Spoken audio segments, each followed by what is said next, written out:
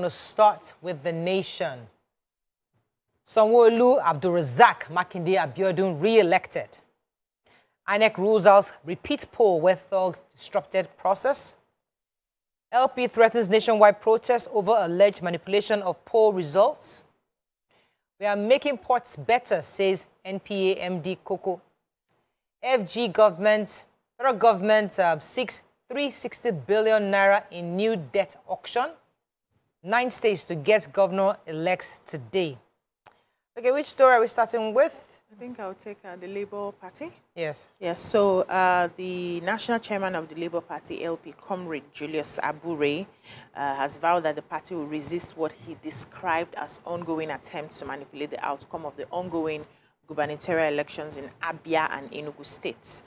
He also threatened to call obedience on a nationwide protest against the electoral fraud perpetrated against the party both at the presidential, National Assembly and governorship state assembly elections. So he gave the declaration in a statement which he issued in Abuja yesterday, and he said, we have come to a day 2 of the ongoing governorship and state house assembly elections, and what we have continued to witness across the country and reports from our party men on ground are not in any way different from criminality orchestrated against our presidential candidates during the February 25th elections. Today, we are witnessing a situation where a sitting governor in Abia State is fully involved in an attempt to overturn the victory of the Labour Party candidate, Alex Oti, in the Abia State governorship election that has been clearly won by our candidate. So he said that as they were speaking, that INEC staff are held hostage at Obingwa local government by Governor Ikpeazu and his cohorts to rewrite the results already compiled by INEC officials, and they are asking their staff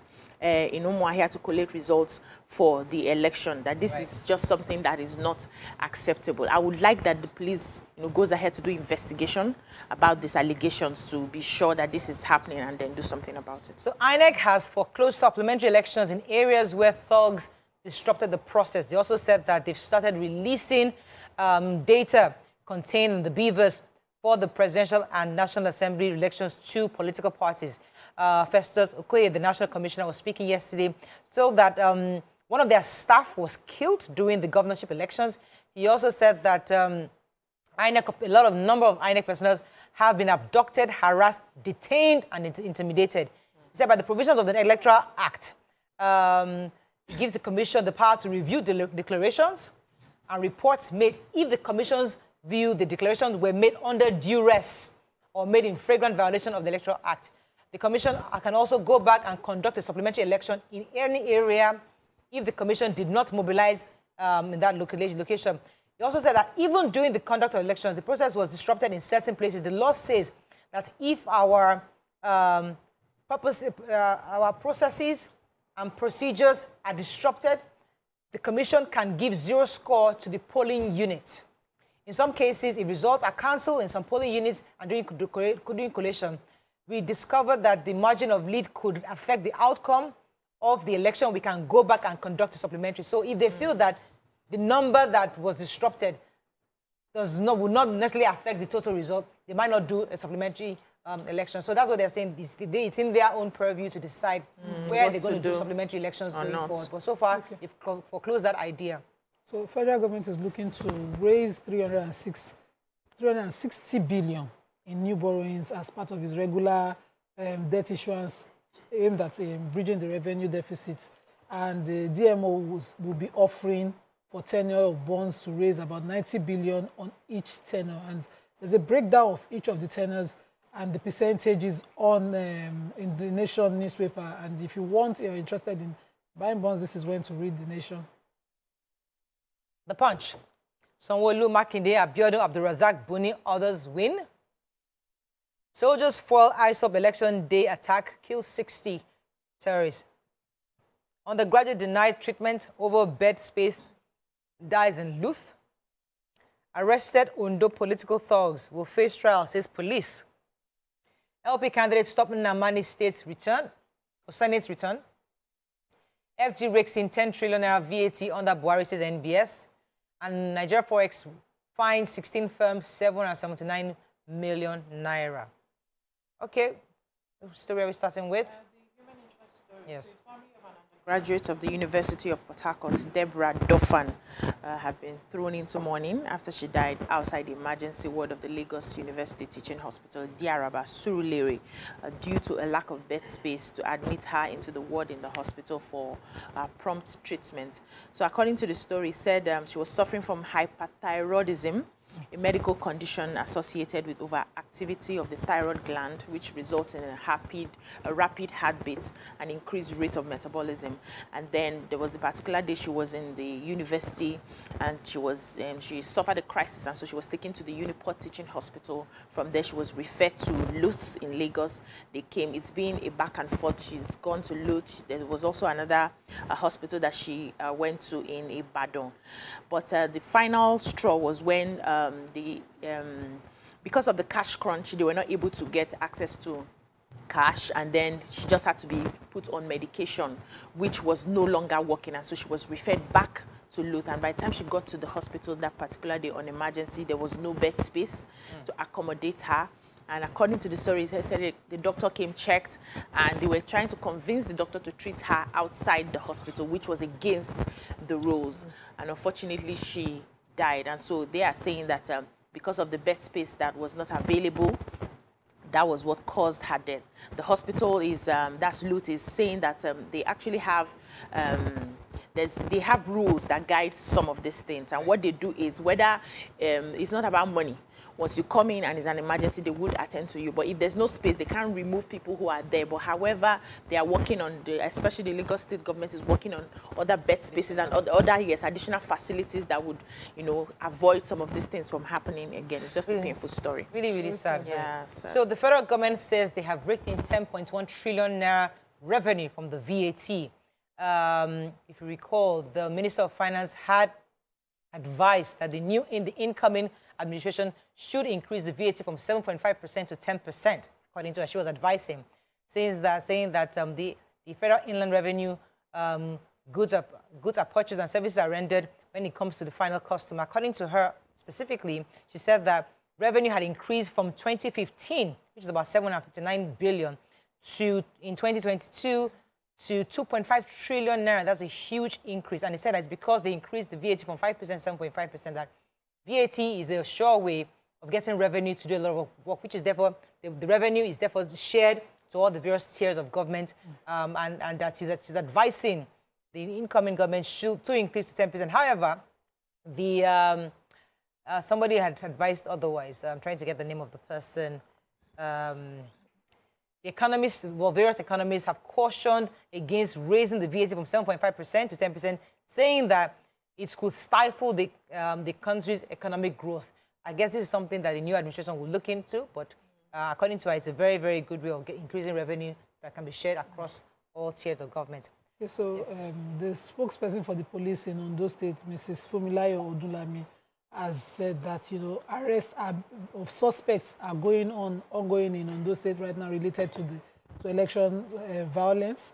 He said 2 persons, including a police officer, were killed by a stray bullet due to some violence happening around the country. But she did not disclose in the Punch how many suspects were arrested. She said they continuously carrying on arrests of those who were unlawfully carrying firearms, those who were snatching ballot boxes, those who attempted murder, and all sorts of those offenses will be the charges that they will bring them before the court for. And they will also be harmonizing all the laws so that they capture more crimes for those suspects that has been arrested. She also commended sister agencies for assisting in their. We're going to continue with Daily Sun.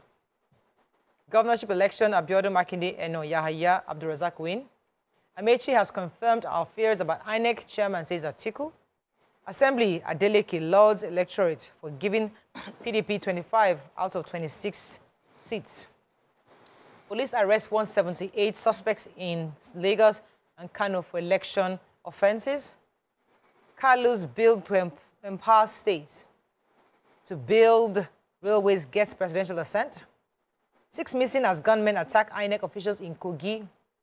Crowd may reduce this week as banks get more cash supplies. Okay, which story are we starting with? Let me take the Carlos bill. So the President of the Federal Republic of Nigeria signed about 16 bills into law you know, in the recent constitutional amendment. And one of such was one sponsored by Dr. Kalu, seeking to grant powers to construct railways to states. And, you know, that bill passed all the House readings and the President assented to it, along with the other ones. So one of them also is the energy bill, the granting states, of course, power. So a lot of things have been taken from the exclusive list and spread on the concurrent list to allow states and the federal government to do take them ownership together.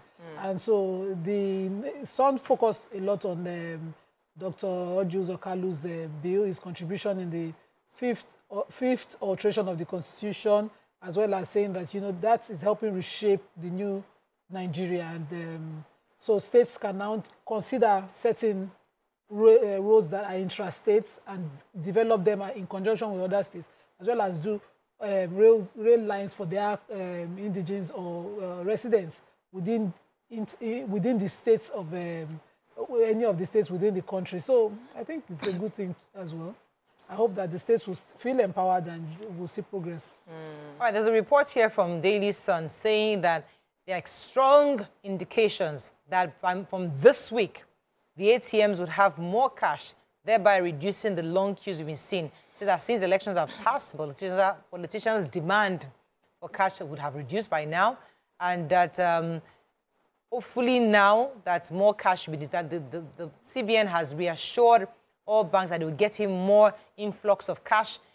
So hopefully by this week, although they still pegged the over-the-counter to 20,000, but they believe that more cash will be available and people will be able to take on cash. This is just a report because last week was quite hectic.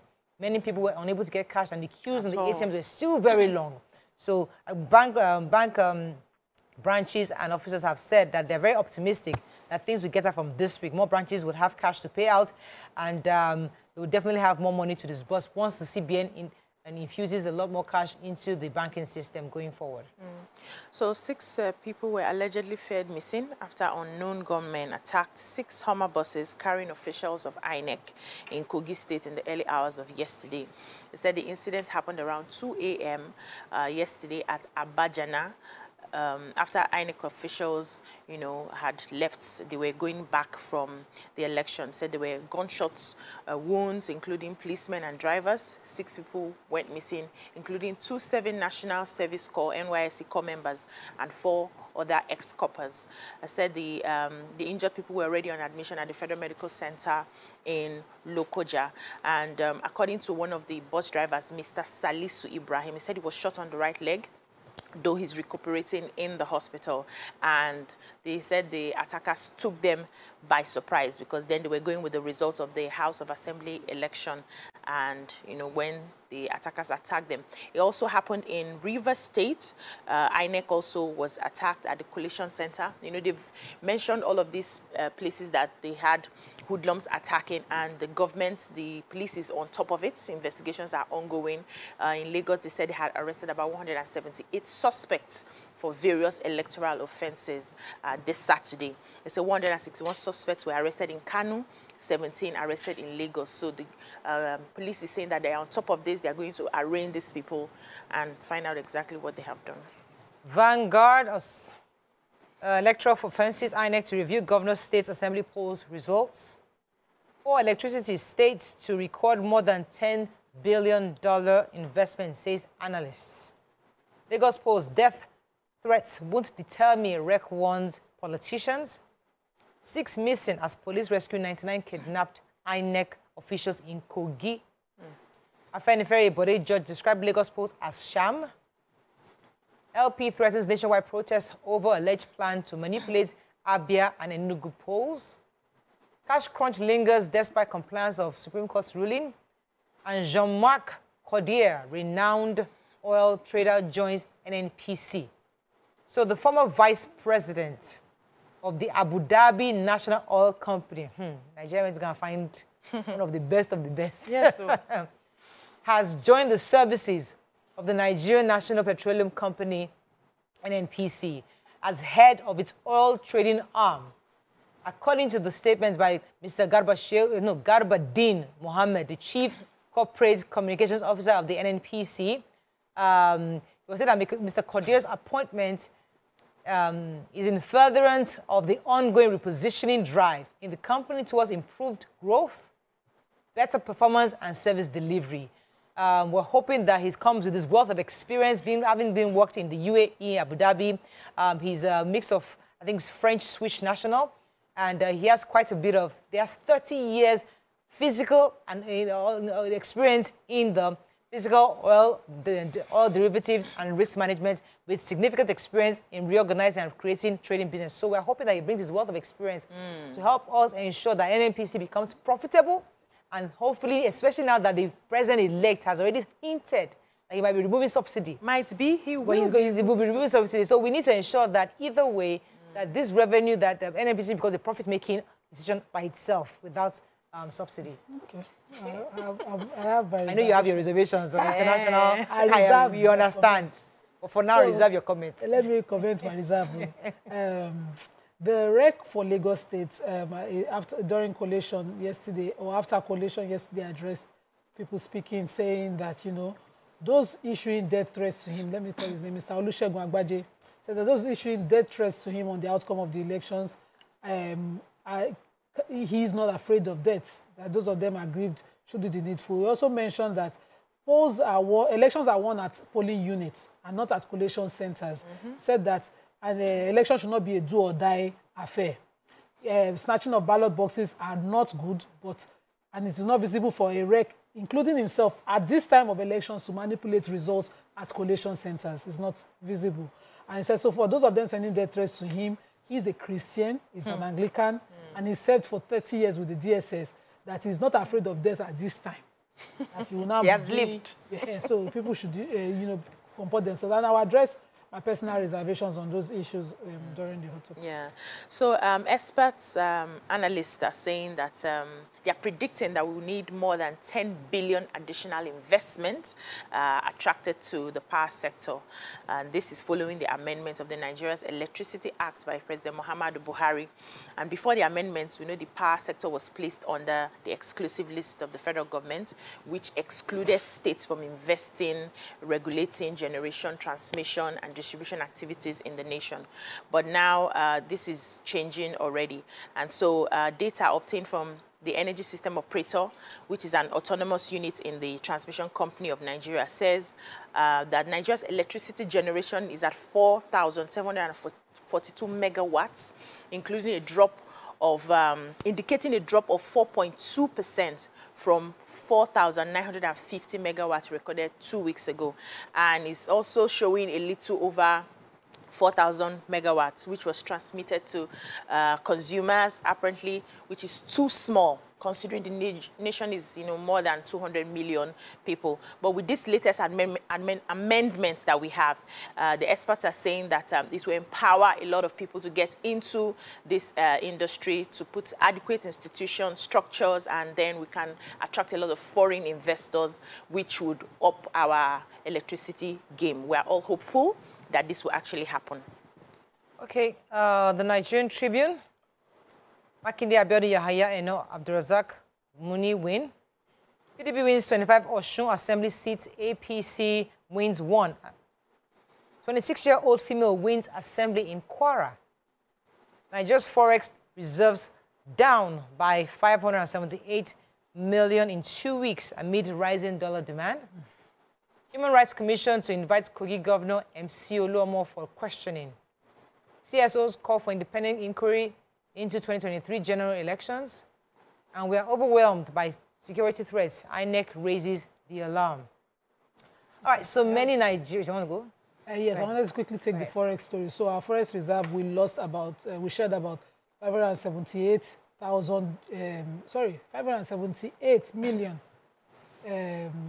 over the course of, between this March, over demands for dollars. So the foreign airlines have about 744 million trapped with the CBN at this time. And so we've been shedding our Forex dollar reserves and Forex reserve over time due to this. We have the manufacturers and exporters also decrying the inadequate dollar rationing with the CBN at this time. I hope that aside these two important sectors that, you know, clearly reported, it's not Nigerians trying to jackpot.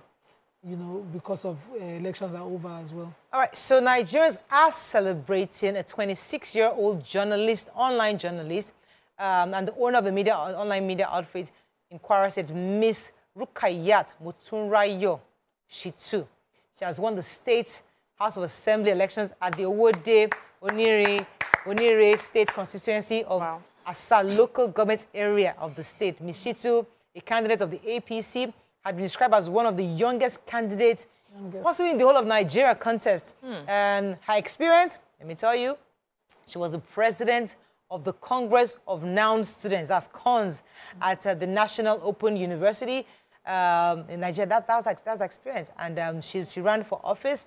Announcing the results, she had polled 7,521 votes to defeat her closest rival, Abdullah Magaji of the PDP, who scored 6,957 votes during the Saturday election. Well, congratulations to you, Congratulations to you. Congratulations to the people of Kwara for giving a young girl a chance. You know, for giving a young girl a chance, just for that emphasis. Okay, I think that does well. I hope she does well. So the National Human Rights Commission are also saying they want to invite MC Oluomo, the Kogi State Governor, over alleged hate speeches that happened during the elections. This is welcome. Let's see where it will, you know, what it will reveal. MC had come out to say he did not issue hate speeches, but, you know, we kept seeing the narrative online. I would like an independent body like the National Human Rights Commission to investigate. Okay.